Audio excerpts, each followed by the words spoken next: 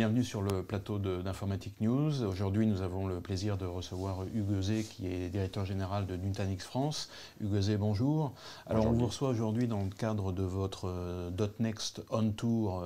C'est une tournée, je veux dire, dans différentes villes de France, et dont la dernière étape sera à Paris le 9 avril prochain. Et donc, évidemment, on va parler de notre entretien, sera basé un petit peu sur les nouveaux messages que vous souhaitez faire passer à l'occasion de ce tour.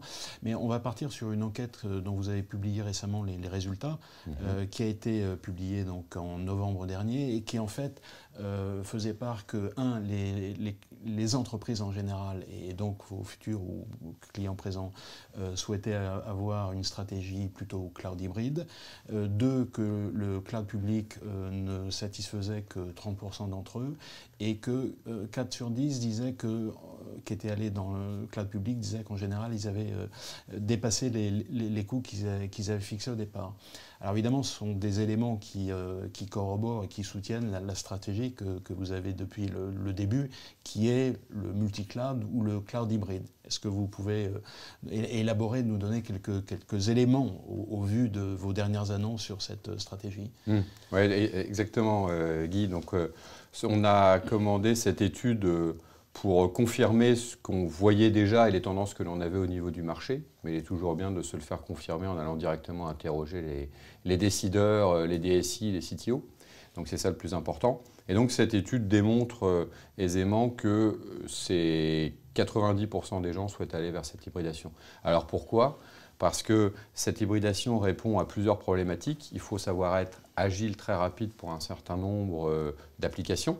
Et puis de l'autre côté, il faut pouvoir assurer des coûts rationnels et maîtriser ces coûts, la sécurité. Donc il faut avoir des applications dites on-premise et pouvoir incuber dans le cloud public qui permet de provisionner beaucoup plus vite tout un ensemble d'applications, alors que ça va être plus long de le faire chez soi. C'est facile et logique à comprendre. Alors dans la stratégie Nutanix, depuis la création, Nutanix s'est positionné pour créer un operating system multi-cloud pour servir des applications. Alors une fois qu'on a dit ça, il faut le faire de la bonne manière qui soit.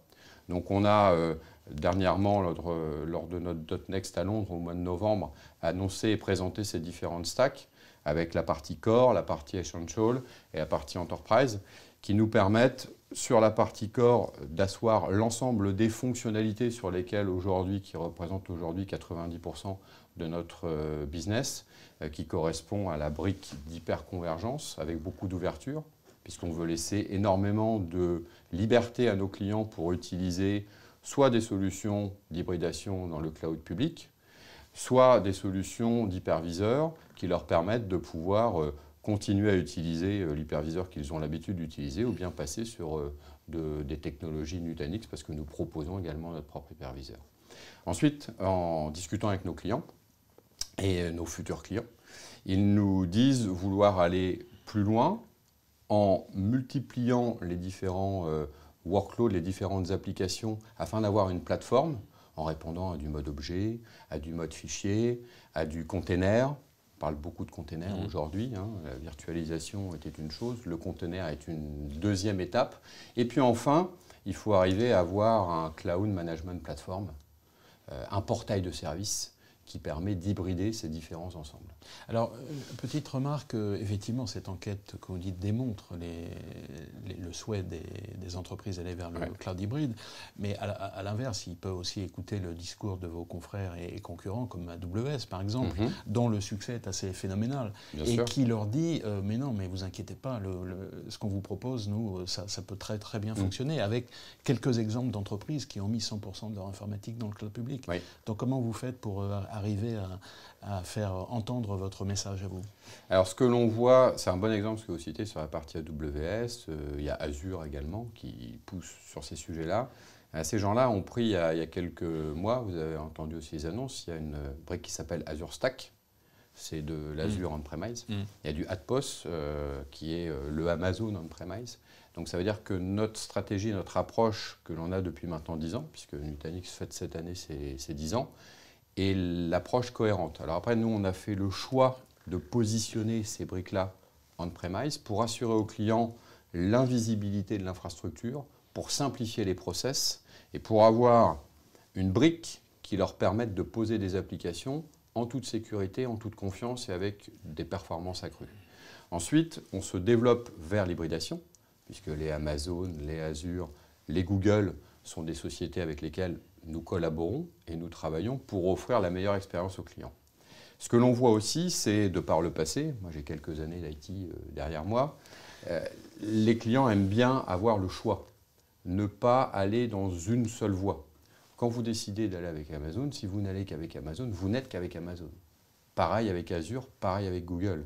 Donc il faut arriver à trouver des solutions, et c'est là où Nutanix apporte sa forte valeur ajoutée, qui permettent d'hybrider ces différents clouds et d'avoir un operating system qui vous permette de choisir, pour ne pas être prisonnier de l'un ou de l'autre.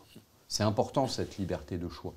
Donc nous nous proposons comme étant ce carrefour de ces différents clouds, le private, le public, le edge également, puisque c'est une notion qui est très importante aujourd'hui. Il y a de plus en plus de capteurs, de sensors. On parle beaucoup d'intelligence artificielle, donc il faut pouvoir garder ces informations et surtout l'utiliser, cette information. Donc on est l'operating system qui est le carrefour de ces différents clouds. Et de votre point de vue, tous ces clouds publics sont perçus de manière standard et égale, enfin, c'est-à-dire qu'il n'y a pas de différenciation. Pour vous, le fait de faire cette hybridation sur de l'AWS, de l'Azure ou du Google, ou éventuellement d'autres dont on ne parle pas, mais qui existent quand même, bien sûr. Pour vous, c'est totalement indifférencié. Enfin, il n'y a pas de... Non, il y a des différences. Quand on en discute avec les clients, ils vont trouver des différences. Généralement, des gens qui ont une coloration beaucoup plus développeurs vont plus aller vers des solutions Amazon ou Google. Après, dans les spécificités, Azure, c'est des gens qui sont très colorés Microsoft. Donc, il y a des choix qui peuvent se faire par rapport à ça. Et après, il y a un coût. Oui, bien sûr, mais ma question c'est plus, quand on l'énonce comme ça paraît très simple sur le papier. Oui. Après, quand on le fait, c'est plus compliqué. Parce qu'il y a des différences techniques entre AWS, Azure, enfin, c'est pas à vous que je vais l'apprendre. Donc, est-ce que vous avez surmonté ces problèmes techniques pour faire en sorte que ces différenciations techniques de ces infrastructures publiques soient totalement invisibles, si je puis dire? Oui, là où on va se différencier, c'est que on travaille au niveau de l'application pour pouvoir être en capacité de déplacer simplement l'application d'un environnement privé vers un environnement public. Et c'est là où on a commencé ce travail depuis quelques années et où les 2-3 années qui viennent vont nous amener à apporter de plus en plus de fonctionnalités intelligentes autour de ça. Le défi, il est là. Comment est-ce que l'on déplace intelligemment, sans disruptivité, une application entre un cloud public, un cloud privé et parfois une connotation de edge, puisque l'application, elle peut être distribuée. Donc là, on a un fort travail à réaliser. On l'a déjà largement entamé, puisqu'à notre dernier .next à Londres, on a présenté Nutanix Move, qui est ce que recherche aujourd'hui l'ensemble des entreprises. C'est cette capacité à pouvoir déplacer simplement, rapidement, avec des consoles de management qui vous permettent de piloter tout ça, et à la fois... Peut-être des solutions d'automatisation. Exactement, les solutions d'automatisation, à la fois dans son mode de pilotage de ces applications et aussi dans son contrôle de coût, puisqu'il faut avoir l'ensemble de ces outils à disposition. Et on travaille avec beaucoup de clients sur ces sujets. Generali, on travaille beaucoup avec nous sur cette hybridation. On travaille beaucoup avec eux aujourd'hui sur la partie private, mais ils ont une politique qui les amène à vouloir hybrider dans ce sens. Et donc, sur nos outils de Cloud Management Platform, ce sont des sujets qui sont très d'actualité avec ce type d'entreprise. Est-ce que le choix Nutanix, donc c'est l'hyperconvergence au départ, est-ce que ça, finalement, ça les engage fortement? C'est-à-dire qu'une fois qu'ils sont allés avec Nutanix, est-ce qu'ils peuvent prendre un autre fournisseur de solutions d'hyperconvergence, ou est-ce que là, c'est un peu plus compliqué? Alors, vous faisiez référence tout à l'heure aux gens qui vont vers AWS et qui ne peuvent plus en sortir. Est-ce que pour vous, c'est un peu pareil, ou pas? Alors, Nutanix est dans un pivot. C'est-à-dire qu'on nous a connus à l'origine comme étant une solution d'hyperconvergence dans un modèle d'appliance. Il y a 2 ans, nous commercialisions des appliances. Ensuite, nous avons conclu des accords avec différentes sociétés hardware, comme Dell, comme Lenovo, pour pouvoir supporter également leur matériel. Et on est passé il y a 2 ans sur un modèle complètement logiciel. Oui. Pourquoi? Parce que la portabilité du logiciel vous permet de pouvoir hybrider de manière simple vos environnements. Alors oui, quand vous voulez tirer la quintessence de ce multi-cloud et de la possibilité de migrer simplement ces environnements, vous devez avoir une brique logicielle Nutanix. Mais cette brique logicielle Nutanix, elle vous permet d'utiliser différents modèles de virtualisation, différents applicatifs pour virtualiser vos environnements et pour containeriser vos environnements. Ce qui veut dire que vous avez la liberté de choix dans l'approche publique. Amazon, Google, Azure sont des connecteurs que nous avons nativement au sein de la brique Nutanix. Et puis, vous pouvez sélectionner les hyperviseurs de votre choix et les intégrations avec Kubernetes, par exemple, parce qu'aujourd'hui, c'est ce que font les clients. C'est le standard. Alors, vous avez cité Generali comme vos clients. Bon, on connaît Generali. Est-ce que vous avez d'autres références en France qui sont significatives de ce que vous faites? Alors, je parlais aussi tout à l'heure de Edge, puisque le Edge est aujourd'hui très important pour un certain nombre d'entreprises. Vous avez des entreprises qui sont très centralisées, mais d'autres qui sont très décentralisées. Et on a récemment travaillé avec la société Compass, qui est plus connue sous le nom Eurest en France, c'est de la restauration d'entreprise. Et ils ont à peu près 2000 restaurants en France et un peu plus de 22 000 dans le monde. Donc c'est un gros acteur. Et nous les avons aidés à mettre en place un hub d'échange et d'information pour arriver à faire que les gens mangent chaud. Le slogan et l'objectif de ce projet était le manger chaud. Pourquoi? Parce que quand on attend à la caisse d'un restaurant d'entreprise, ça prend du temps. Et puis quand vous arrivez avec votre plateau, vous vous apercevez que votre plat est froid, donc vous allez le faire réchauffer et vous revenez manger chaud. Donc vous perdez un peu de temps, parce que l'objectif c'est de manger aussi rapidement, bien et rapidement. Donc là, ils ont mis en place, et on a travaillé avec eux là-dessus, une borne qui s'appelle le Smart Checkout. Une personne dépose son plateau, le plateau est scanné, et ensuite les informations sont enregistrées localement. Donc là, on parle du Edge. Pourquoi? Parce qu'il faut absolument que chaque restaurant soit autonome et puisse apprendre de nouveaux plats.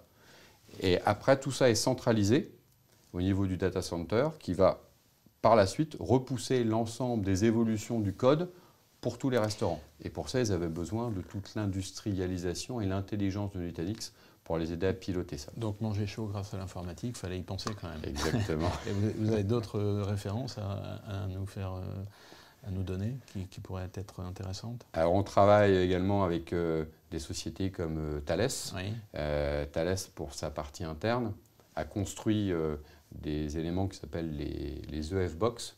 Et donc ces systèmes sont des systèmes pré-packagés, préétablis avec toute une stack logicielle. Et l'apport de Nutanix leur permet de simplifier grandement toute cette intégration pour pouvoir livrer sur des sites industriels un tout en un avec toute la stack applicative nécessaire au métier qu'ils vont devoir couvrir. Et nous sommes avec eux la pierre angulaire de la construction de cette stack intelligente, je dirais.